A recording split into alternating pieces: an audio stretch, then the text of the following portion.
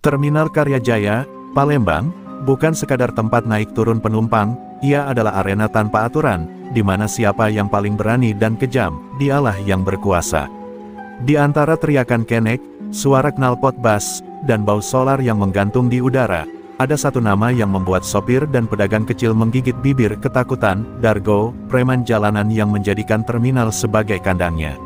Lelaki bertubuh besar, berkepala plontos, dan penuh tato di lengan, dikenal kejam dalam memalak siapa saja, tanpa pandang bulu.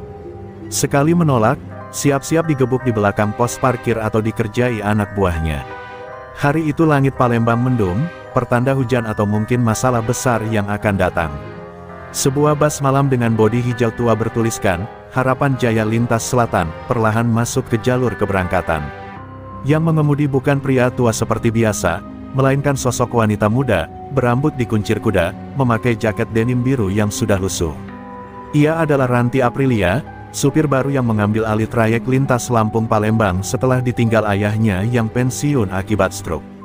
Tak banyak bicara, sorot matanya tajam dan gerak tubuhnya tenang. Tapi wajah cantiknya malah membuat banyak mata salah paham. Dargo, yang tengah duduk di bangku kayu sambil menyeruput kopi hitam dari plastik bening, menatap pemandangan itu dengan rasa tak percaya. Perempuan bawa bas, di daerahku, gumamnya sambil berdiri. Ia berjalan mendekat dengan gaya mengintimidasi, membiarkan suara bootsnya bergema di lantai terminal yang becek. Beberapa orang langsung menyingkir, tahu bahwa ada upeti yang akan diminta, dan kemungkinan besar, drama berdarah yang akan terjadi. Ranti turun dari kursi kemudi, memeriksa ban belakang busnya tanpa menggubris kehadiran Dargo. Seorang kernet muda dari bas sebelah sempat memberi isyarat hati-hati, tapi Ranti hanya mengangguk datar. Ia tahu tipe lelaki seperti itu, ia pernah bertemu yang jauh lebih buas dan tak kenal ampun di masa lalu. Neng, sapa Dargo sambil menyeringai, memperlihatkan gigi kuningnya yang compang camping, baru masuk sini ya. Belum tahu aturan, terminal sini punya sistem, semua yang lewat sini harus bayar uang keamanan. Sekali jalan 50.000. Nadanya tenang tapi ancamannya menggigit. Di belakangnya, dua anak buah berjaga, siap bergerak kalau korban mulai melawan. Ranti berdiri perlahan, menatap mata Dargo. Tak ada rasa takut, tak ada gentar. Hanya ada ketegasan yang membuat lelaki itu sedikit kaget. Saya gak bayar preman. Kalau memang mau uang, kerja yang halal, ucapnya dingin, seperti peluru yang ditembakkan tanpa suara. Dargo mendengus, mencengkeram lengan Ranti dengan kasar. Tapi yang terjadi berikutnya membuat seisi terminal menahan napas. Dalam satu gerakan cepat, Ranti memutar tangan Dargo dan menguncinya ke belakang, membuat lelaki itu meringis kesakitan. Aku kasih satu kali kesempatan, bisiknya di telinga Dargo, jangan sentuh aku. Jangan ancam aku sudah terlalu lama sabar. Ia melepaskan cengkeramannya, membuat tubuh besar itu hampir terjatuh. Wajah Dargo memerah, bukan karena sakit, tapi karena malu disaksikan anak buahnya. Terminal seketika sunyi, hanya suara kipas angin dari warung dekat pos jaga yang terdengar. Tak ada yang menyangka, bahkan para sopir senior pun terdiam. Di mata banyak orang, hari itu adalah awal dari perubahan besar. Terminal yang biasa dikuasai kekerasan mungkin baru saja kedatangan kekuatan baru, bukan dari otot dan senjata, tapi dari keberanian seorang wanita yang membawa masa lalu yang tak banyak orang tahu. Hujan turun deras malam itu, membasahi atap terminal yang berderit tua. Ranti duduk sendirian di bangku kayu depan warung kopi, meneguk teh hangat dalam keheningan yang tegang. Sejak insiden siang tadi, suasana terminal berubah. Para sopir mulai meliriknya dengan rasa ingin tahu, beberapa bahkan tersenyum hormat, meski belum berani menyapa. Tapi ia tahu, Dargo tidak akan diam. Preman macam itu lebih takut kehilangan gengsi daripada kehilangan nyawa. Dan benar saja, Dargo muncul dari balik deretan bas yang terparkir, memakai jaket hitam kulit dan wajah lebih menyeramkan dari sebelumnya. Tapi kali ini dia tidak sendiri, 5 orang anak buahnya mengiringi, membawa balok, rantai, dan tatapan haus dendam. Kau pikir bisa bikin aku malu di depan orang-orangku dan hidup tenang? Geramnya, suaranya tenggelam dalam deru hujan. Ranti berdiri perlahan, tidak dengan panik, tidak dengan marah, hanya dengan kesiapan seperti pejuang lama yang tahu pertempuran berikutnya pasti datang. Kau sendiri yang mempermalukan dirimu, Dargo. Aku hanya menyelamatkan lenganmu dari patah, jawabnya datar. Kalimat itu seperti cambuk yang menyayat harga diri Dargo di depan anak buahnya. Ia mengangkat tangan dan berteriak, "Hajar dia!" Dua anak buah langsung menyerbu dengan balok kayu, tapi Ranti bergerak lebih cepat. Ia merunduk, menangkap satu pergelangan tangan dan memutarnya ke arah berlawanan. Bunyi, krek, terdengar jelas meski teredam hujan. Lelaki itu menjerit dan jatuh, memegangi lengannya yang patah. Yang kedua dilempar ke meja warung hingga piring dan gelas beterbangan. Suasana berubah kacau, yang tersisa kini hanya Dargo dan 3 anak buah yang mulai ragu. Ranti berdiri di tengah hujan, jaketnya basah kuyup menempel pada tubuhnya, tapi sorot matanya justru makin menyala. "Masih mau lanjut?" ucapnya dengan suara rendah yang memotong ketakutan. Salah satu anak buah Dargo menunduk dan perlahan mundur. Dua lainnya ikut melangkah mundur, sadar mereka berhadapan dengan bukan perempuan biasa. "Keparat!" Dargo meraung dan maju sendiri, tinjunya melayang deras ke arah Ranti. Tapi seperti membaca gerakan itu sejak awal, Ranti menghindar dan membalas dengan sikutan keras ke dada, membuat Dargo terdorong mundur dan terjatuh ke genangan air. Ia meringis, bukan karena sakit fisik, tapi karena semua mata kini menyaksikannya kalah 2 kali, oleh seorang wanita. Beberapa orang mulai berkerumun, tidak lagi takut seperti dulu. Mereka tahu, dominasi Dargo mulai runtuh. "Aku bukan pahlawan," kata Ranti, menatap semua yang menonton, "tapi aku tidak akan biarkan siapapun ditindas di tempat ini selama aku masih lewat sini." Ia membalik badan, naik kembali ke busnya, meninggalkan Dargo yang basah, remuk, dan ditinggalkan oleh anak buahnya sendiri. Dan di tengah hujan yang tak kunjung reda, Terminal Karya Jaya untuk pertama kalinya terasa tenang, seolah bumi sendiri menyambut kehadiran kekuatan baru. Bukan kekuatan yang dibangun dari teror, tapi dari keberanian untuk melawan ketidakadilan. Dan nama Ranti Aprilia mulai dibisikkan bukan lagi sebagai supir cantik, tapi sebagai perempuan yang menggulingkan Raja Terminal. Malam semakin larut, hujan sudah reda, tapi sisa air masih menetes dari atap terminal yang berlubang. Di dalam kabin bus, Harapan Jaya lintas selatan, Ranti duduk di balik kemudi sambil menatap kosong ke depan. Tangannya masih menggenggam kemudi, tapi pikirannya jauh melayang, lebih jauh dari jalan lintas Sumatera yang biasa ia lalui. Kekacauan yang baru saja ia lalui kembali terulang di pikirannya, bukan karena rasa takut, tapi karena kenangan lama yang mulai bangkit seperti hantu yang terlepas dari kurungan. Di kursi belakang, kernetnya, Tono, yang masih muda dan polos, menatap Ranti dengan campuran heran dan kekaguman. "Mbak Ranti, itu tadi, gerakan bak kayak atlet gulat," gumamnya lirih. Ranti tak menjawab, ia hanya tersenyum kecil, lalu menarik napas panjang. Di luar, suara terminal kembali ramai, tapi baginya, dunia terasa sunyi. Karena yang ia dengar, bukan suara manusia, melainkan jeritan dari masa lalunya yang tak pernah benar-benar pergi. Ranti berdiri dan membuka laci kecil di bawah kemudi. Ia mengeluarkan sebuah foto lama yang sudah pudar, foto seorang gadis remaja memakai singlet hitam, berdiri di tengah arena gulat jalanan, dengan tangan terangkat dan wajah penuh luka. Itu dirinya, 7 tahun yang lalu. Dulu ia dikenal sebagai Ranti si Macan, petarung brutal di lingkaran pertarungan ilegal Jakarta. Ia tumbuh tanpa ibu, dibesarkan oleh ayah yang pemabuk, dan terjun ke arena gulat demi uang, demi bertahan hidup. "Dulu aku hidup dari memukul dan dipukul," ucapnya pelan, akhirnya membuka suara pada Tono. "Setiap malam, aku bertarung demi 100.000. Lawanku laki-laki, preman, bahkan mantan tentara. Tapi aku tetap berdiri." Suaranya bergetar, bukan karena takut, tapi karena luka yang lama tak dibuka. Tono terdiam, menatapnya dengan hormat yang makin dalam. Bukan hanya karena kekuatannya, tapi karena luka yang ia sembunyikan dengan sangat rapi. Ranti menatap kaca depan, bayangannya sendiri tampak samar di balik kilau lampu. Sampai akhirnya, satu malam, aku hampir membunuh orang. Di atas ring, saat aku sudah tak bisa membedakan mana lawan, mana iblis dalam pikiranku. Darah terlalu banyak, terlalu merah. Ia terdiam, menggigit bibirnya. Sejak itu aku pergi. Aku tinggalkan Jakarta. Aku tinggalkan ring itu. Dan aku bersumpah, aku tidak akan kembali. Tono perlahan duduk di kursi penumpang paling depan, menunduk, menghormati cerita yang berat itu. "Tapi Mbak, kalau dulu Mbak gak kuat, mungkin Mbak gak bisa jadi seperti sekarang. Mungkin Mbak gak bisa nolong kami dari Dargo." Ranti menoleh, menatap Tono dengan senyum getir. Aku bukan penolong, Ton. Aku cuma orang yang pernah jatuh, dan belajar bangkit. Lampu-lampu terminal mulai dipadamkan satu persatu, pertanda malam berganti. Tapi di dalam hati Ranti, gelapnya masa lalu baru saja terbuka kembali. Dia tahu, langkahnya tak bisa mundur lagi. Dargo bukan akhir, tapi awal dari sesuatu yang lebih besar. Dunia jalanan yang pernah ia tinggalkan seolah menariknya kembali, dan mungkin, kali ini, ia tidak hanya bertarung untuk dirinya sendiri. Dan di kursi kemudi itu, dengan tangan yang pernah mematahkan banyak tulang dan hati yang pernah remuk dihajar hidup, Ranti Aprilia menyalakan mesin busnya. Di balik setir itu, bukan hanya supir, tapi sosok petarung lama yang bangkit kembali, dalam diam, dalam hujan, dalam luka.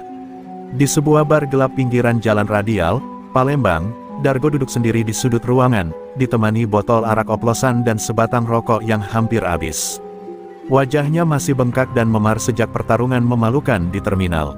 Tangannya gemetar bukan karena dingin, melainkan karena amarah yang belum padam. Tak pernah dalam hidupnya, ia, raja jalanan, ditumbangkan oleh seorang wanita. Bukan hanya dipermalukan, tapi dihancurkan di hadapan anak buah dan para saksi jalanan.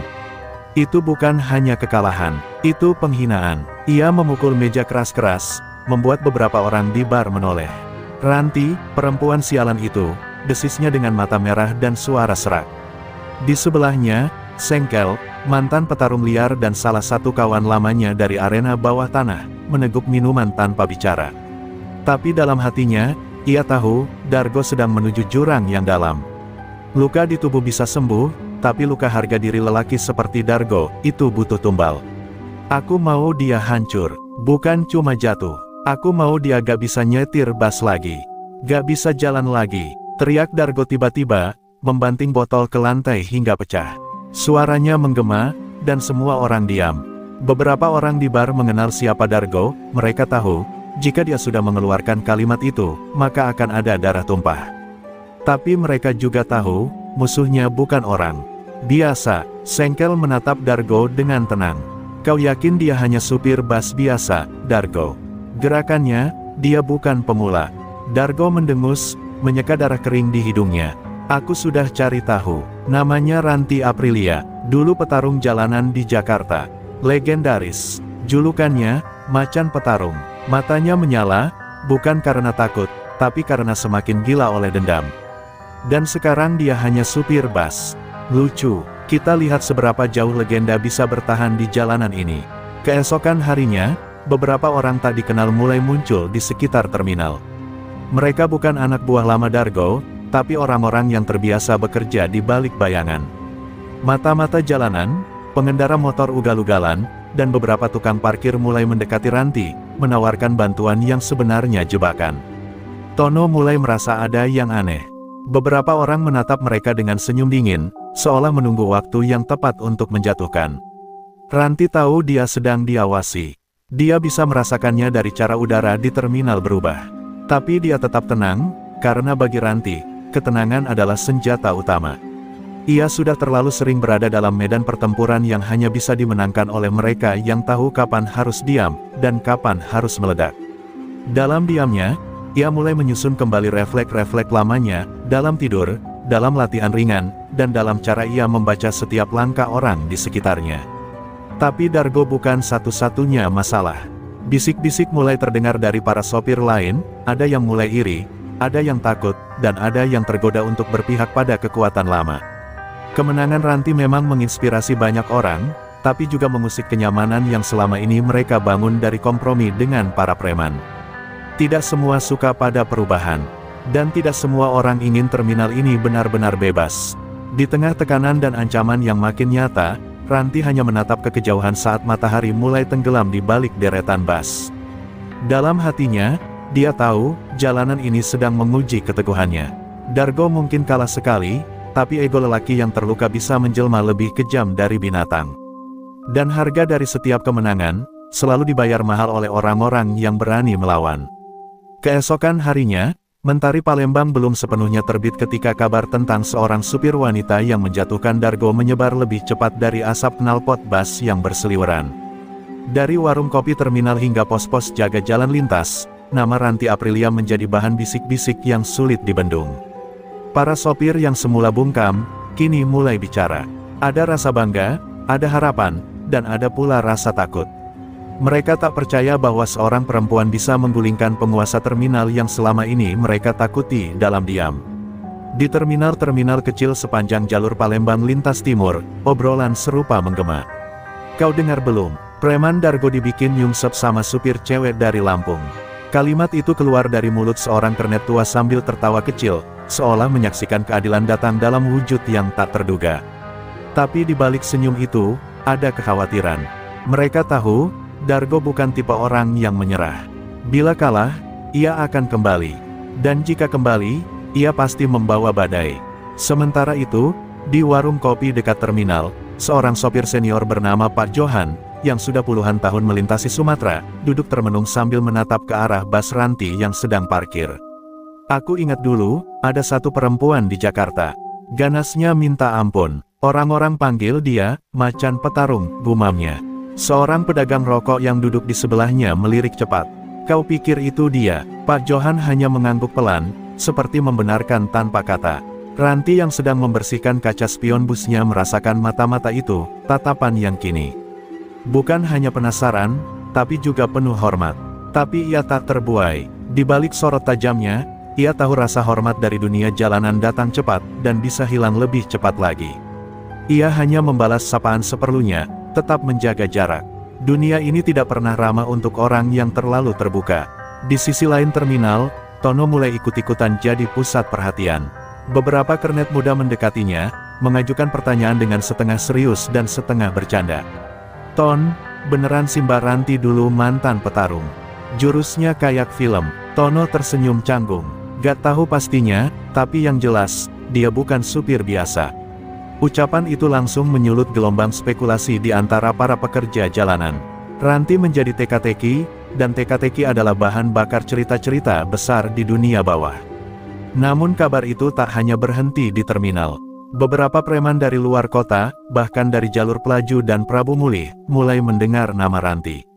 Dan seperti luka lama yang menganga, kabar itu akhirnya sampai juga ke telinga seseorang dari masa lalu Ranti, Joker Saputra, mantan promotor gulat jalanan Jakarta yang dulu membesarkan dan sekaligus menghancurkan Ranti. Dari balik layar, Joker menyeringai, memandang ponsel berisi video Ranti saat melumpuhkan Dargo. "Akhirnya kau muncul lagi, Ranti," bisiknya dingin. Sementara itu, Dargo mengamati perkembangan ini dengan rahang mengeras. Setiap kabar kemenangan Ranti adalah pisau yang menusuk harga dirinya. "Dia bikin aku bahan tertawaan se-Sumatera," bentaknya di hadapan Sengkel, tapi Sengkel hanya diam, menimbang sesuatu. Di kepalanya, ia tahu Dargo butuh lebih dari sekadar amarah. Mereka butuh strategi, butuh waktu, butuh cara untuk menjatuhkan Ranti bukan di ring, tapi di jalanan tempat dia paling percaya diri. Dan di tengah semua gelombang kabar yang menyebar, Ranti duduk kembali di kursi kemudi busnya, menatap ke arah langit pagi yang mulai cerah. Ia tahu badai belum berlalu. Justru badai yang lebih besar sedang menuju. Tapi kali ini, ia tidak akan kabur. Tidak akan menghindar. Ia bukan lagi gadis muda yang lari dari masa lalu. Kini ia seorang petarung yang siap menghadapi apapun, bahkan jika dunia jalanan kembali memanggilnya masuk ke ring yang lebih berbahaya dari sebelumnya. Malam kembali turun di langit Palembang, tapi di dalam bas, Harapan Jaya lintas selatan, lampu kabin masih menyala. Ranti duduk sendirian di kursi penumpang baris depan, memegang sebuah buku catatan tua berisi coretan tangan almarhum ayahnya, rute-rute lintas yang dulu ia hafalkan sejak kecil. Tapi pikirannya jauh dari jalur lintas Sumatera. Ia teringat telepon misterius yang diterimanya sore tadi. Tak ada suara, hanya deru napas dan kemudian terputus. Namun instingnya tahu, seseorang dari masa lalu sudah menemukan jejaknya. Di luar, hujan kembali turun, rintiknya menghantam atap bas seperti irama dari kenangan kelam. Tono, yang baru selesai makan malam di warung dekat terminal, masuk dengan wajah serius. Ia membawa kabar yang tak bisa diabaikan. "Bak, barusan ada kernet dari trayek Jakarta yang bilang, ada orang bernama Joker Saputra tanya-tanya soal Mbak. Katanya dulu pernah jadi promotor gulat jalanan." Seketika tubuh Ranti menegang, bibirnya mengatup, nama itu seperti palu yang menghantam dadanya. "Joker Saputra," ulangnya perlahan. Nama yang pernah mengangkatnya dari jalanan, lalu membantingnya ke dasar neraka. Dulu, Joker bukan sekadar promotor, ia adalah penguasa dunia pertarungan ilegal Jakarta. Di tangannya, ranti kecil ditempa jadi mesin tempur. Ia dilatih tanpa belas kasih, dilempar kering sebelum usia cukup dewasa. Luka, darah, dan air mata jadi makanan sehari-hari. Tapi Joker juga orang yang memaksanya bertarung dalam duel haram yang hampir merenggut nyawa lawannya, momen yang membuatnya kabur dan menghilang dari arena selama 7 tahun terakhir. Tono yang duduk di sebelahnya hanya menatap, tak tahu harus berkata apa. Dulu aku pikir aku bisa lepas, bisik Ranti, suaranya nyaris tak terdengar. Tapi dosa dari masa lalu selalu tahu jalan pulang. Ia menatap keluar jendela, melihat siluet-siluet orang yang lalu lalang di bawah lampu terminal. Mungkin salah satu dari mereka adalah kaki tangan Joker. Mungkin mereka hanya menunggu waktu untuk menariknya kembali ke ring penuh darah itu. Keesokan harinya, sebuah pamflet misterius tersebar di terminal, pertarungan jalanan terbesar, segera hadir. Nama lama akan dibangkitkan, macan petarung, ditantang kembali ke arena. Foto buram Ranti semasa muda menghiasi pamflet itu. Terminal kembali gaduh, sopir, kernet, dan bahkan preman-preman tua mulai berspekulasi. Jadi benar, supir itu memang si macan petarung. Suara-suara mulai berubah dari sekadar kekaguman menjadi keraguan. Jika dia memang petarung jalanan, apakah dia membawa masalah ke terminal? Pak Johan, sopir tua yang pernah melihat Ranti di masa jayanya, akhirnya angkat bicara pada kerumunan sopir.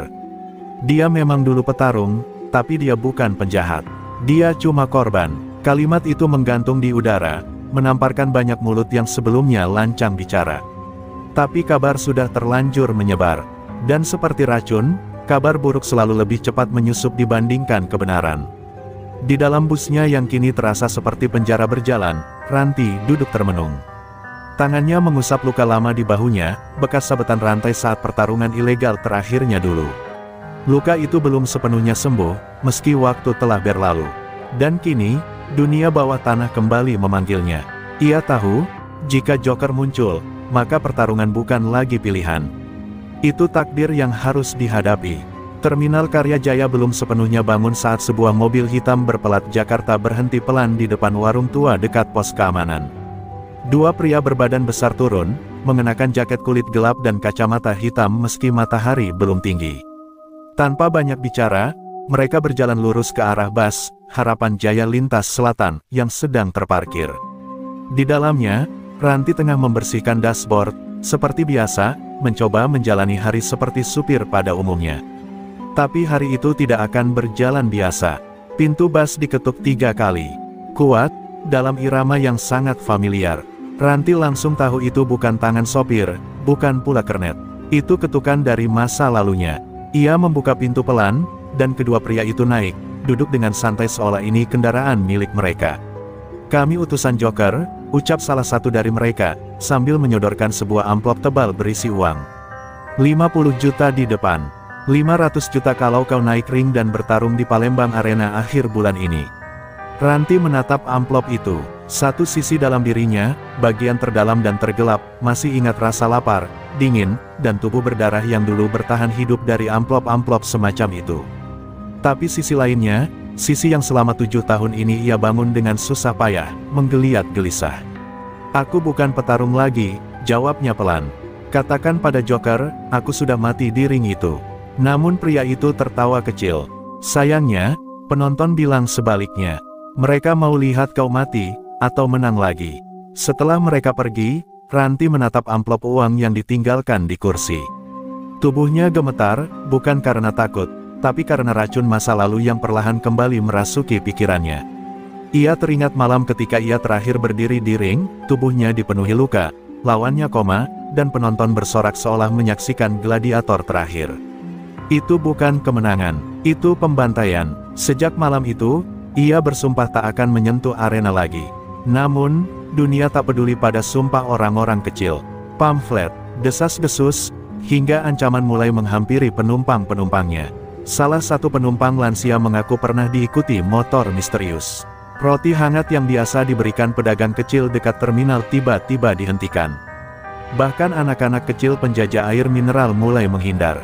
Ranti tahu, ini bukan sekadar undangan bertarung. Ini pemaksaan, tekanan psikologis. Dan Joker adalah maestro permainan kotor seperti ini. Tono, yang menyaksikan semuanya, semakin resah. Mbak, ini bukan lagi soal bertarung atau enggak. Ini soal kita semua. Mereka mau kita takut. Mereka mau terminal ini tunduk. Ranti menatap pemuda itu, mata Tono belum lama mengenal kerasnya dunia, tapi ia tahu makna keberanian. Ranti menahan air matanya yang hampir jatuh. Ia lelah bertarung, tapi terkadang, dunia tidak memberi pilihan untuk damai.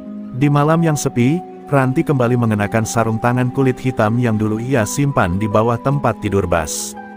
Tangannya gemetar saat memakainya. Dulu benda ini adalah simbol kekuatannya, kini, benda ini terasa seperti beban. Tapi dia sadar, jika ia tak menghadapi ini, semua orang yang ia lindungi akan ikut hancur. Joker bukan sekadar hantu masa lalu. Ia kini bayangan yang mengancam masa depan siapapun yang ada di jalurnya. Dan untuk pertama kalinya setelah bertahun-tahun, Ranti berdiri di luar Bas, menatap kosong ke langit malam, dengan luka lama di tubuh dan luka baru di hati. Ia tahu satu hal pasti, jika harus kembali ke ring, maka kali ini bukan demi uang, bukan demi gengsi, tapi demi membungkam setan yang menganggap luka manusia sebagai tontonan.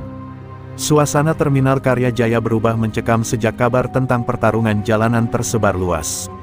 Para sopir jadi was-was, Kernet enggan menginjakkan kaki terlalu lama di luar Bas. Bahkan para pedagang kaki lima mulai berbisik-bisik setiap kali Ranti lewat, seakan perempuan itu membawa badai bersamanya. Di balik bayang-bayang terminal, mata-mata Joker mengintai, mencatat setiap gerak-gerik Ranti. Tekanan itu perlahan-lahan menjelma jadi tali yang menjerat leher. Pagi itu, Ranti didatangi oleh seorang wanita tua bernama Bu Umi, penjual lontong langganan para sopir. Wajahnya pucat, suaranya bergetar saat bicara. "Mbak Ranti, anak saya tadi malam dibawa orang. Katanya kalau Mbak nggak naik ring, anak saya bakal." Suaranya tak selesai, tangisnya pecah seketika. Ranti membatu. Ini bukan lagi soal dia. Ini sudah berubah jadi pemerasan brutal terhadap orang-orang tak bersalah di sekitarnya. Di bawah sengatan matahari Palembang, Ranti menatap hamparan terminal yang kini terasa asing. Ia berjalan pelan menuju bangunan tua yang dulunya digunakan sebagai gudang koperasi sopir. Disitulah biasanya jaringan lama Joker beroperasi.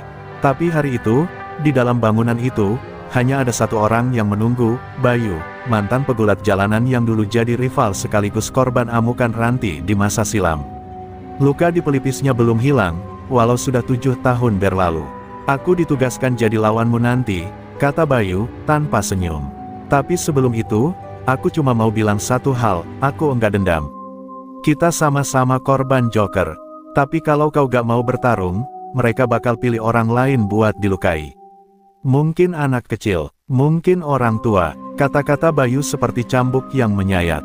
Dunia ini memang tak memberi tempat untuk yang ingin berhenti bertarung. Yang lemah akan diinjak, yang kuat dipaksa menari di atas luka.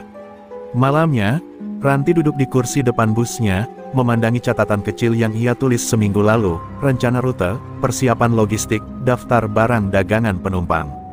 Semua itu terasa tak berarti dibandingkan dengan yang akan ia hadapi. Satu persatu, orang-orang yang ia kenal mulai terkena imbas.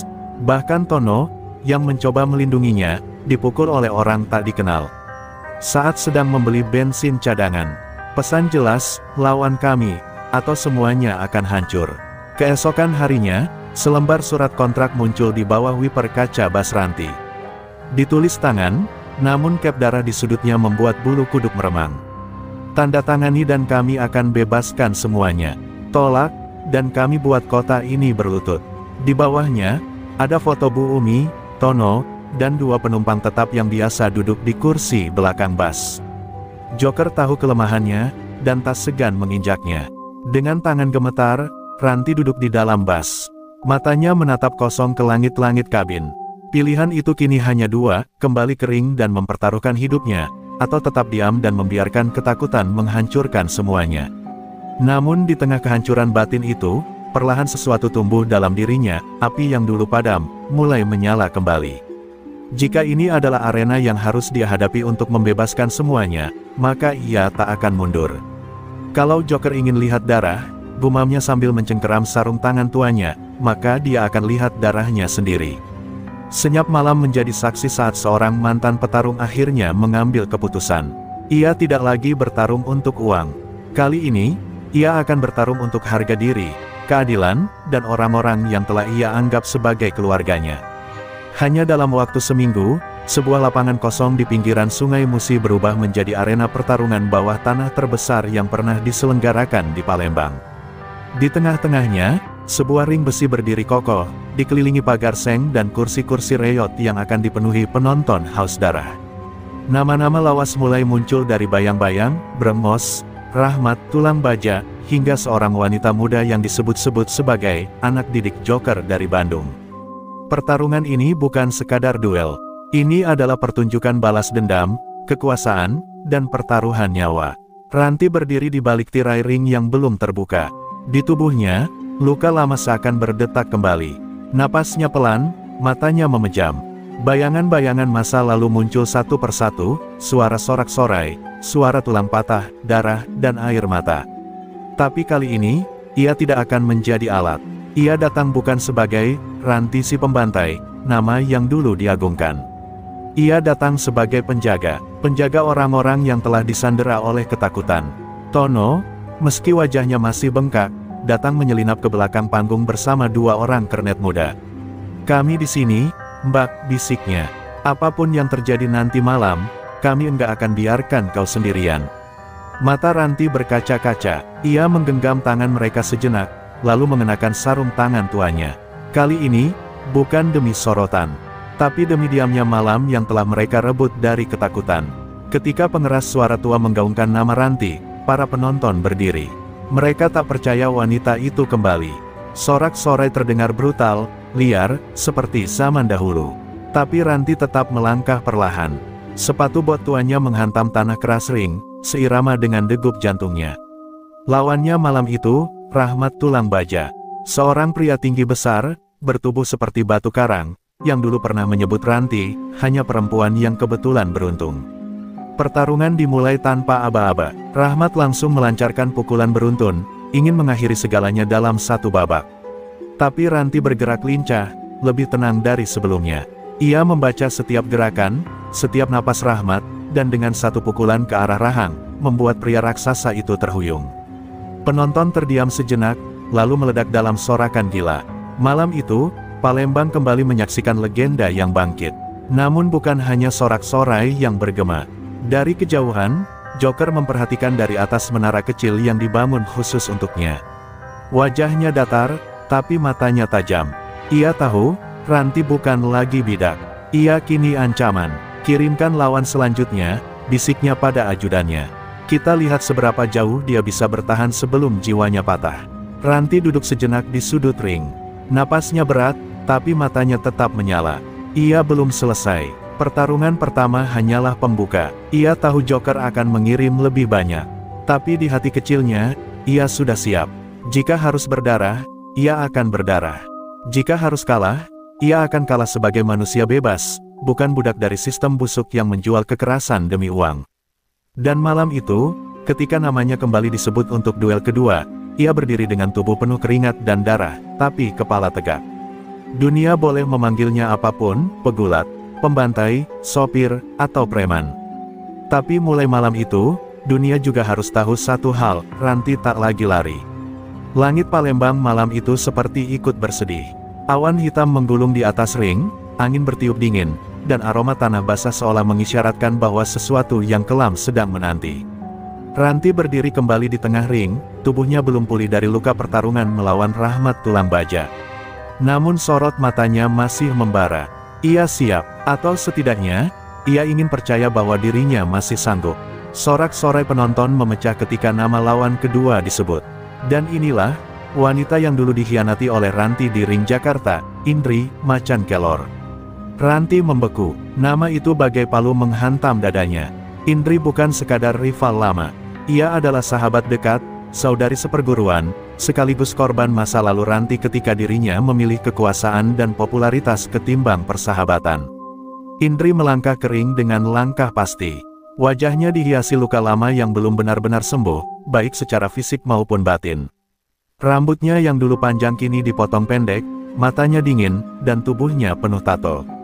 Ia menatap Ranti tanpa kata. Tak ada sapaan, tak ada senyum, hanya dendam yang mengendap selama bertahun-tahun. Kau kira dengan kembali kering, semua akan selesai? Tanyanya lirih. Aku kesini bukan untuk bertanding. Aku kesini untuk membuatmu menyesal telah meninggalkanku waktu itu. Pertarungan dimulai, tapi tak seperti sebelumnya. Ini bukan pertarungan kekuatan. Ini duel perasaan, pertarungan hati yang diselimuti kebencian. Ranti menahan pukulan demi pukulan, enggan membalas. Tapi Indri semakin membabi buta, seolah melampiaskan tahun-tahun sakit hati yang telah ia pendam. Darah mengucur dari pelipis Ranti, namun ia tak kunjung melawan. Kalau ini bisa menghapus dosaku, pukullah, bisik Ranti pelan, meski nyaris tak terdengar di tengah gemuruh penonton. Indri akhirnya berhenti, nafasnya tersengal, tangannya gemetar. Air mata yang sejak tadi ia tahan akhirnya luruh bersama hujan gerimis yang mulai turun. Kenapa kau diam saja? Teriaknya dengan suara parau. Ranti menatapnya lekat-lekat. Karena aku tahu, satu-satunya orang yang bisa menyelamatkanmu dari dirimu sendiri, adalah aku. Dan aku tidak akan menambah luka di antara kita. Tangis Indri pecah. Ia menjatuhkan diri di ring, bukan karena kalah, tapi karena akhirnya hancur oleh kenyataan bahwa luka itu tak bisa sembuh dengan kekerasan. Penonton bingung. Beberapa mencemooh, beberapa terdiam. Tapi Joker, yang mengamati dari kejauhan, mengepalkan tinjunya.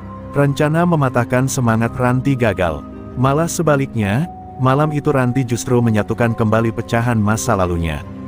Ketika Ranti menolong Indri bangkit dan memeluknya di tengah ring, sesuatu yang lebih kuat dari kemenangan mulai tumbuh. Penonton mulai bertepuk tangan, bukan untuk pertarungan, tapi untuk keberanian memaafkan. Malam itu, Ranti memenangkan bukan hanya duel fisik, tapi duel hati, pertarungan yang paling menyakitkan sekaligus paling membebaskan. Hujan masih turun, rintik-rintik ketika Ranti dan Indri meninggalkan ring, berpegangan tangan dalam diam yang penuh makna. Tapi ketenangan itu hanya berlangsung sekejap. Dari kejauhan, suara mikrofon retak menggema, lalu disusul tawa rendah yang sangat dikenali Ranti. Suara itu dingin, licik, dan menggetarkan jiwa. Pertunjukan belum selesai, Ranti, ucap Joker dari menara pengawas. Kau kira kau bisa mencuci dosamu dengan air mata? Ini Palembang, kami tak pernah lupa, dan kami tak pernah memaafkan. Lampu ring tiba-tiba mati, menyisakan gelap yang pekat. Saat menyala kembali, ring telah kosong, tapi dari balik kabut tipis hujan, muncul satu sosok pria besar bertopi hitam. Langkahnya berat, dan setiap derap kakinya seolah menghantam dada Ranti. Napasnya tercekat, tubuhnya melemas. Sosok itu adalah Rudy, mantan pasangan sekaligus musuh terbesarnya di masa lalu, pria yang dulu melatih Ranti untuk bertarung, lalu menghancurkan hidupnya dengan menjualnya ke arena-arena ilegal. Sudah lama ya, Ran? Rudy bicara tanpa emosi, seolah mereka hanya dua orang asing yang kebetulan bertemu. Tapi Ranti tahu betul, ia sedang berhadapan dengan hantu paling kelam dari hidupnya. Kukira kau sudah mati, tapi ternyata kau hanya lari. Dan sekarang, kau kembali, berharap semua orang akan memelukmu. Dunia ini tidak selembut itu, sayang. Ranti terdiam, bibirnya gemetar. Ini bukan lawan seperti Rahmat atau Indri. Ini pria yang dulu menciptakan monster dalam dirinya, yang memaksanya bertarung meski kaki remuk, yang pernah menjeratnya dalam rasa cinta palsu hanya untuk memperalatnya demi uang. Seluruh trauma masa lalunya bangkit. Lututnya nyaris lemas. Tapi ia tahu, jika ia menyerah malam itu, bukan hanya dirinya yang akan hancur, melainkan juga semua harapan Kernet, para sopir, dan Indri. Pertarungan dimulai, tapi tak ada sorak kali ini. Penonton seakan tahu, ini bukan lagi tontonan. Ini penyiksaan batin yang mewujud dalam pukulan-pukulan kejam. Rudy menyerang tanpa ampun, setiap hantamannya membawa pesan dendam dan ego. Ranti bertahan, tapi tubuhnya mulai melemah. Pukulan keras menghantam rusuknya, ia jatuh tersungkur, darah keluar dari mulutnya. Rudy menunduk, berbisik, kau bukan siapa-siapa tanpaku. Tapi justru di titik paling rendah itu, mata Ranti menangkap sesuatu, wajah-wajah di sekeliling ring, para sopir wanita, para kernet muda, bahkan Indri yang berdiri dengan tangan menggenggam erat. Mereka semua mempercayainya, dan untuk pertama kalinya dalam hidup, Ranti merasa tidak sendiri. Dengan sisa tenaga, ia bangkit, mencengkram tali ring dan berdiri kembali. Kau salah, Rat, gumamnya lirih. Aku memang bukan siapa-siapa tanpamu, dulu. Tapi sekarang, aku milik diriku sendiri. Sorakan kembali menggema. Ranti melesat dengan kekuatan terakhirnya, menghujamkan serangan bertubi-tubi ke dada dan rahang Rudy. Pria itu terkejut, kehilangan keseimbangan, lalu ambruk di atas ring. Penonton meledak, tapi Ranti tak ikut merayakan. Ia hanya berdiri di atas tubuh pria yang pernah menghancurkannya, dengan mata yang berkaca-kaca tapi penuh kemenangan. Bukan karena ia menang, tapi karena akhirnya, ia bebas. Ranti duduk di ruang ganti yang pengap, tubuhnya penuh lebam, perban melilit di rusuk dan bahunya. Napasnya berat, setiap tarikan seperti mencongkel luka di dalam dada. Di tangannya, segelas air putih yang bergetar tak mampu diteguk. Tapi yang paling menyakitkan bukan luka fisik, melainkan kilas balik yang terus menghantui. Wajah Rudy, suara ejekannya, ingatan akan malam-malam penuh ketakutan dan pengkhianatan. Semua kembali seperti mimpi buruk yang tak berkesudahan. Indri masuk diam-diam, membawa jaket dan salep. Ia duduk di samping Ranti tanpa berkata-kata. Dalam keheningan itu, hanya terdengar suara hujan yang masih turun pelan di luar arena. "Kau hebat tadi," bisik Indri akhirnya, tapi Ranti hanya menunduk, air matanya jatuh tanpa suara. "Aku gak mau hebat lagi, Dri. Aku cuma pengen tenang, pengen hidup." Ucapannya pelan, tapi penuh luka. Dan Indri tahu, itu bukan sekadar kelelahan, itu keputusasaan. Di luar, dunia tetap berjalan. Penonton membubarkan diri, dan sebagian besar tak tahu apa yang sebenarnya mereka saksikan malam itu. Tapi di sudut terminal, para sopir wanita berkumpul, menyalakan lilin kecil sebagai tanda dukungan. Mereka menunggu kabar dari Ranti, perempuan yang malam ini telah menjadi simbol perjuangan mereka. Salah satu dari mereka, seorang sopir tua bernama Bu Herlina, menatap langit sambil berdoa lirih, semoga dia gak nyerah. "Kita butuh dia, Joker." Di sisi lain, tak tinggal diam. Kekalahannya membuatnya murka. Ia menghantam meja kaca di ruang kendali, wajahnya dipenuhi amarah. "Kalau api tak membakarnya, kita kirim badai," ucapnya kepada tangan kanannya. Ia mulai merancang babak akhir, menghadirkan kekuatan yang bukan hanya dari masa lalu Ranti, tapi juga mengancam semua yang kini ia cintai, termasuk terminal tempat mereka berlindung. Sementara itu, di ruang ganti, Ranti bangkit pelan. Dengan langkah pincang, ia menghampiri cermin. Wajahnya bengkak, bibirnya pecah, tapi di matanya kini ada nyala baru. "Aku gak bisa berhenti, Dri." "Belum sekarang," katanya dengan suara parau. Indri mengangguk pelan. "Kalau kau lanjut, aku ikut. Kita selesaikan ini, bukan cuma buat kita, tapi buat semua wanita yang pernah diinjak." Di keesokan paginya, Ranti berdiri di hadapan puluhan sopir wanita di pelataran terminal, tubuhnya dibalut perban tapi sikapnya tegak. "Kita gak perlu jadi kuat seperti mereka," katanya lantang. "Tapi kita harus berani, karena kalau bukan kita yang lawan ketidakadilan ini, gak akan ada yang peduli." Sorakan menggema. Di antara wajah-wajah letih, mulai tumbuh harapan baru. Ranti tahu ini belum selesai. Luka-luka di tubuhnya belum sembuh, dan luka di hatinya mungkin akan tetap ada. Tapi malam pertarungan kemarin telah membawanya pada satu kesadaran, dirinya bukan lagi bayang-bayang masa lalu. Ia kini menjadi wajah dari perubahan, bukan karena kekuatannya, tapi karena keberaniannya memilih untuk melawan, sekalipun sendirian. Dan di kejauhan, dari dalam mobil hitam berlapis kaca gelap, Joker mengamati dengan senyum licik. "Kalau kau pikir ini kemenangan, Ranti," gumamnya, "kau salah besar. Pertarungan sesungguhnya, baru saja dimulai." Pagi itu dimulai dengan aroma kopi, deru mesin, dan harapan yang baru tumbuh. Para sopir perempuan membersihkan bas mereka sambil tertawa kecil, suatu pemandangan yang langka di terminal Ampera. Ranti, meski masih memar dan terbungkus perban, sudah berdiri di antara mereka. Tangannya menggenggam daftar rute baru yang akan ia perjuangkan agar para sopir perempuan dapat giliran kerja yang adil. Namun tak seorang pun menduga, di bawah tanah terminal itu, seseorang tengah menyalakan api. Di saluran pembuangan tua yang terhubung ke ruang genset, dua anak buah Joker sedang menyiramkan cairan mudah terbakar. "Kita bikin mereka tahu siapa penguasa terminal ini," ujar salah satu dari mereka. Mereka memasang detonator dengan waktu mundur. Joker tidak lagi main ancaman, ia ingin menghancurkan seluruh fondasi tempat Ranti dan para sopir mencari napas baru. Ini bukan sekadar balas dendam. Ini pemusnahan harapan. Sementara itu, Ranti berbicara dengan kepala pengelola terminal, Pak Bram, memperjuangkan akses legal bagi para sopir wanita. Suasana sempat memanas, namun sebelum pembicaraan selesai, dentuman keras mengguncang tanah. Suara ledakan bergemuruh dari sisi barat terminal. Asap hitam mengepul dari ruang bawah, dan api mulai menjalar ke bagian gudang oli. Teriakan membelah udara, kepanikan melanda, orang-orang berhamburan, mencoba menyelamatkan diri. Indri berlari dari belakang terminal, berteriak memanggil Ranti. Ada api dari ruang genset. Mereka jebak kita. Ranti segera sadar, ini ulah Joker. Tanpa pikir panjang, ia menyeret Indri masuk ke bus terdekat, menyuruhnya membawa orang-orang keluar. Tapi ketika Ranti hendak ikut, ia mendengar jeritan dari dalam bengkel kecil di sudut timur, ada dua anak sopir yang tertinggal.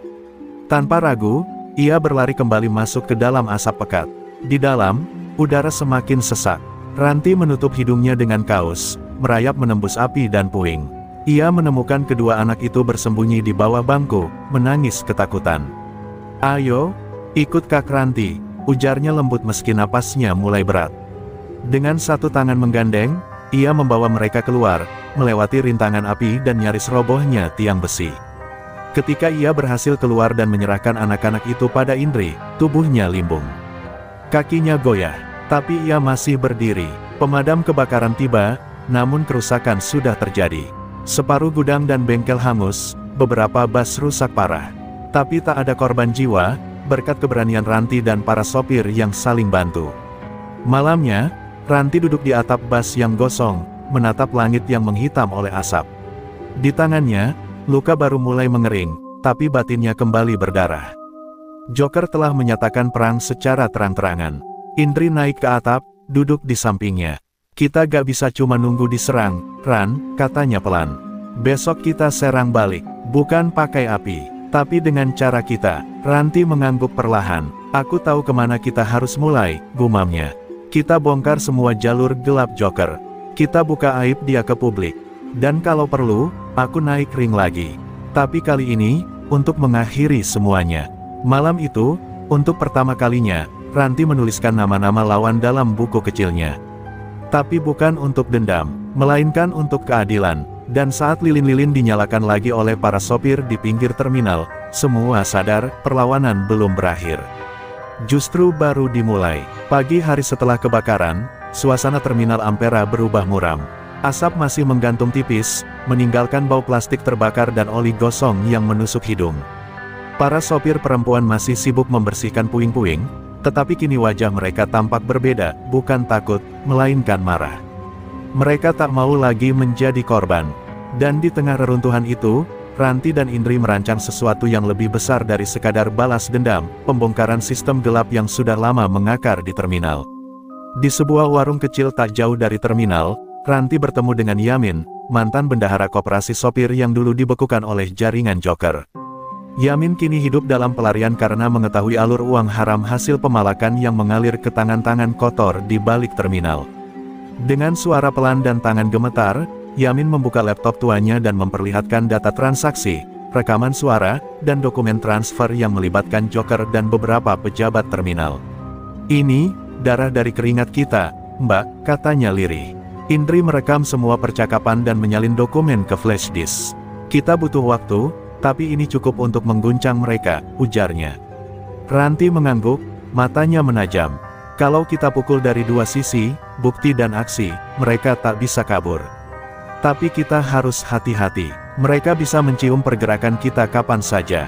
Saat itu juga, Ranti tahu, perang ini tak bisa dimenangkan hanya dengan otot, tapi dengan kepala dingin dan strategi. Namun malam harinya, ketika Ranti pulang ke kamar indekosnya, pintu sudah dalam kondisi jebol. Buku catatannya diobrak-abrik, flash disk cadangan hilang. Di dinding, ada coretan dengan cat semprot, "Berhenti, atau nyawa yang kami ambil." Ranti membeku, nafasnya tercekat. Ini bukan lagi ancaman biasa, Joker. Tahu ia telah melangkah terlalu jauh. Tapi meski tubuhnya gemetar, tekadnya tak mundur.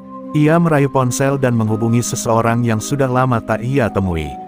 Esok harinya, di pojok pasar 16 Ilir, Ranti bertemu dengan Jaja, Ular, mantan petarung jalanan yang kini menjadi tukang servis sound system keliling. Dulu mereka satu ring, satu lingkaran keras. Tapi Jaja memilih keluar setelah salah satu temannya mati di atas ring karena perintah taruhan dari Joker. Kalau kau ajak aku ke ring lagi, Ran, jangan harap aku nolong. Tapi kalau kau mau robohkan Joker, aku ikut, kata Jaja datar. Ranti tersenyum pahit. Aku gak ajak berantem, Ja. Aku ajak bersih-bersih. Jaja memperkenalkan Ranti pada seorang wartawan radio lokal yang kerap menyelidiki kasus premanisme dan korupsi pelabuhan. Dengan bantuan rekaman Yamin, mereka mulai menyusun laporan investigasi. Perlahan, jaringan Joker mulai tergambar jelas, dari tukang parkir terminal, pejabat koperasi, hingga oknum kepolisian. Dan yang paling mengejutkan, salah satu pejabat Pemkot juga ikut bermain. Itu sebabnya selama ini tak ada laporan yang diproses. Ranti tahu, saat data ini dirilis ke publik, hidupnya tak akan pernah sama. Tapi ia tak gentar. Kalau aku tumbang, setidaknya orang tahu siapa sebenarnya yang meracuni kota ini, ucapnya kepada Indri. Di malam yang hening, mereka berdua duduk di atap bas, seperti malam-malam sebelumnya. Tapi kini bintang di langit tampak lebih redup, tanda badai besar akan segera datang. Dan benar saja, 2 hari kemudian, seseorang menguntit Ranti dalam perjalanan pulang. Di tikungan sepi dekat jembatan Musi, sebuah mobil hitam tanpa plat nomor menabrak motornya dari belakang. Tubuh Ranti terlempar, menghantam pohon. Ia tak sadarkan diri, dan malam pun memeluk tubuhnya yang bersimbah darah di bawah cahaya lampu jalan yang berkedip pelan. Rumah Sakit Umum Palembang pagi itu tampak lengang, namun ruang ICU nomor 7 dijaga ketat oleh beberapa sopir wanita yang bergantian berjaga. Ranti terbaring dengan wajah penuh luka, satu tangannya digips, dan kepalanya dibalut perban tebal. Nafasnya masih berat, namun stabil. Indri duduk di samping ranjang, memandangi sahabatnya dengan mata yang nyalang, bukan karena sedih, tapi karena amarah yang sudah mendidih di dalam dada. Kau belum boleh mati, Ran, belum sekarang. Kita belum menang. Berita kecelakaan Ranti cepat menyebar, tapi versi resminya hanya menyebut kecelakaan tunggal. Tak ada laporan tentang mobil hitam, tak ada saksi yang diproses. Namun para sopir tahu, ini bukan kecelakaan biasa. Ini pesan, dan pesan itu mereka terima jelas, siapapun yang melawan, akan disingkirkan. Tapi alih-alih membuat gentar, insiden ini justru menyatukan para sopir wanita lebih kuat dari sebelumnya. Di bawah kepemimpinan Indri, mereka menyusun langkah lanjutan. Malam itu, di sebuah bengkel tua yang dulunya tempat kumpul petarung jalanan, Jaja, Ular, berdiri di depan belasan orang yang dulunya mantan petarung, montir, sopir, bahkan pengamen.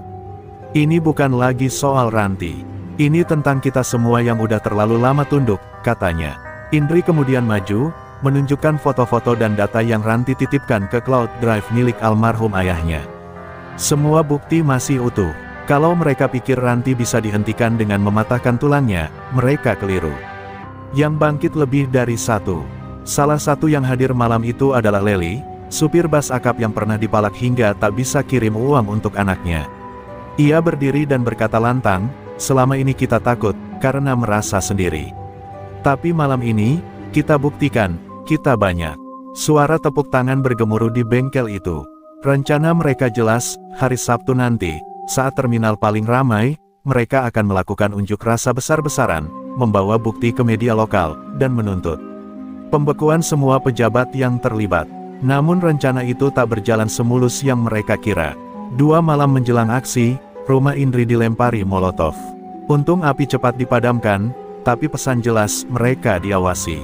Jaja mendatangi Indri keesokan harinya dan berkata, kau masih bisa mundur.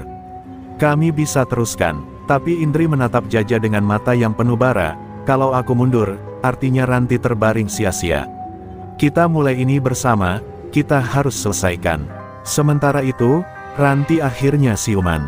Suaranya pelan, tubuhnya masih lemah, tapi mata itu, mata seorang petarung, masih menyala. Saat Indri menjenguknya, Ranti hanya berkata, kita masih punya waktu.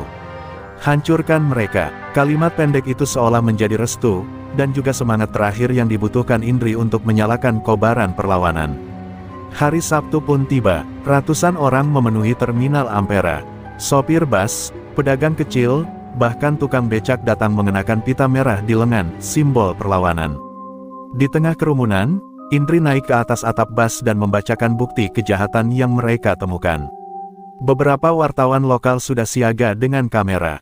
Di layar proyektor, wajah-wajah korupsi ditampilkan jelas. Tak ada yang bisa menyembunyikan diri lagi. Tapi dari kejauhan, Joker dan beberapa anak buahnya memantau. Wajah Joker tak lagi menyeringai. Kali ini matanya menyipit penuh amarah. Ia tahu, permainan yang ia kuasai selama bertahun-tahun telah goyah. Dan dalam benaknya, satu keputusan bulat muncul, jika mereka ingin perang, maka peranglah yang akan mereka dapatkan. Kerumunan massa di Terminal Ampera mulai bergemuruh. Suara teriakan, hapus premanisme. Hukum Joker, menggema seperti petir di siang bolong. Kamera media menyorot wajah-wajah penuh semangat dan amarah. Indri berdiri di atas atap bus, masih menggenggam mikrofon, napasnya cepat karena gugup, tapi matanya tajam. Di sampingnya, Jajak Ular memantau segala penjuru, tahu bahwa perlawanan semacam ini pasti akan menyalakan api besar di pihak lawan. Dan benar saja, sebuah ledakan kecil terdengar dari arah parkiran. Asap membumbung, diikuti suara teriakan panik. Orang-orang mulai kacau, namun Indri tak bergeming. Ia tahu, ini cara Joker mengacaukan barisan. Dari balik asap, muncul puluhan pria bertopeng dan bersenjata besi.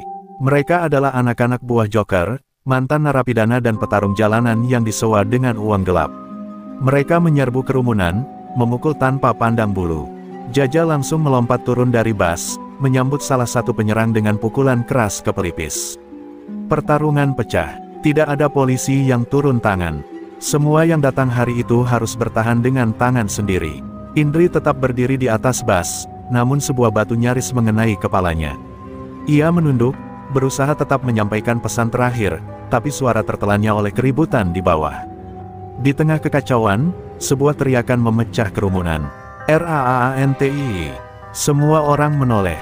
Dari arah gerbang, tampak sosok wanita dengan tangan kiri dibebat perban dan kaki sedikit pincang, namun langkahnya tegas dan mata penuh bara.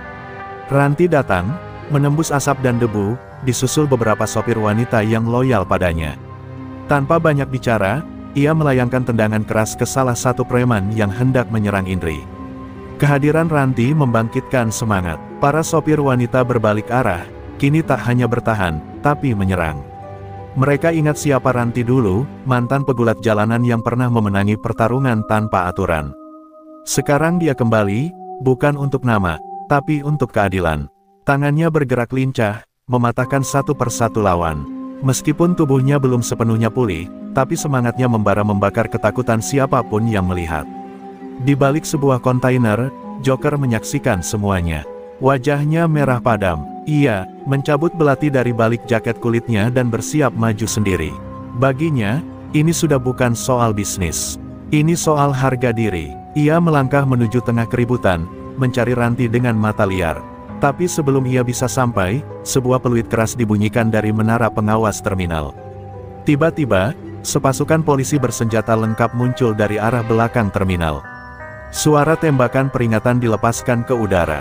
Kerumunan buyar, para preman yang tersisa langsung lari tunggang langgang. Joker mencoba melawan, tapi akhirnya dibekuk 3 polisi bersenjata lengkap. Ia mengamuk, meludahi tanah, menatap Ranti dengan penuh dendam. Namun Ranti hanya memandangi Joker sambil berdiri tegak, dengan tubuh penuh luka dan darah menetes di bibir. Kau pikir kau bisa bakar segalanya, Jok. Tapi kau lupa, aku api itu sendiri. Ketika matahari mulai turun, terminal kembali sunyi. Di antara puing-puing dan bau asap, berdiri para perempuan sopir yang kini lebih dari sekadar pekerja, mereka adalah simbol perlawanan. Ranti memeluk Indri erat. Mereka tahu, perjuangan belum selesai. Tapi mereka juga tahu satu hal, hari itu, ketakutan sudah kalah. Suasana ruang sidang di Pengadilan Negeri Palembang siang itu penuh sesak.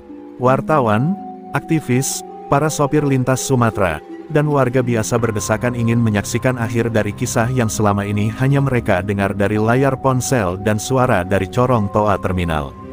Di kursi terdakwa, Joker duduk dengan wajah tertunduk, tangan diborgol. Luka-luka di wajahnya masih terlihat segar, tapi tak ada lagi amarah di matanya, hanya kehampaan. Di deretan saksi, Ranti berdiri anggun meski tubuhnya masih belum pulih sempurna. Ia mengenakan kemeja putih sederhana dan celana panjang hitam. Tatapannya tajam, suaranya tegas, menceritakan dengan runtut bagaimana pemalakan di terminal bukan hanya tentang uang, tapi penghancuran martabat manusia, terutama perempuan. Setiap kata yang ia ucapkan menusuk ke dalam hati siapapun yang mendengarnya. Beberapa orang bahkan meneteskan air mata. Hakim memandang Joker dan menggeleng pelan sebelum mengetuk palu. Vonis dijatuhkan, 15 tahun penjara tanpa remisi. Di luar gedung pengadilan, sorak-sorai membahana. Para sopir wanita, termasuk Indri dan Jaja Ular, berpelukan. Mereka menang, tapi kemenangan itu bukan akhir perjuangan, melainkan awal dari babak baru. Ranti menatap langit, menghela napas lega. Untuk pertama kalinya sejak lama, ia merasa bebas, bukan hanya dari luka lama, tapi dari ketakutan yang pernah membelenggunya.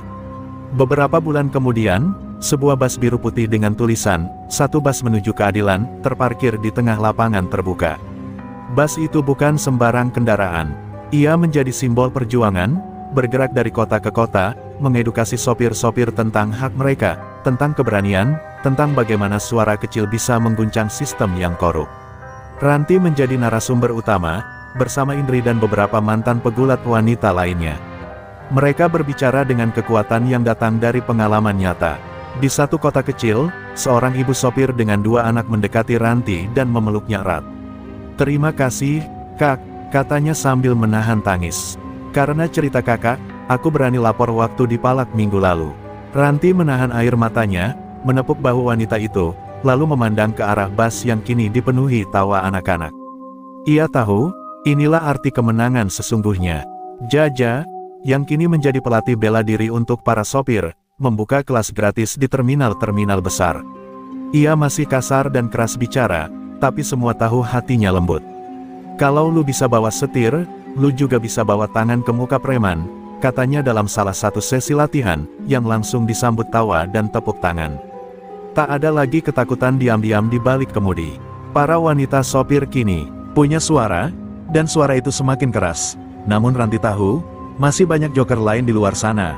Masih banyak terminal yang dikuasai preman, banyak sopir perempuan yang takut bersuara. Tapi ia juga tahu satu hal, keberanian itu menular, selama mereka tetap melaju. Suara mesin bas akan selalu mengiringi perubahan. Dan perubahan itu, kini sudah dimulai, ketika malam turun, dan bintang-bintang menggantung di atas Palembang, bas perjuangan itu kembali berjalan. Di dalamnya, duduk Ranti di dekat jendela, memandangi lampu-lampu kota yang dulu pernah jadi saksi luka. Kini, kota itu menjadi saksi harapan. Ia tersenyum tipis. Bukan karena cerita sudah berakhir, tapi karena cerita mereka baru saja dimulai.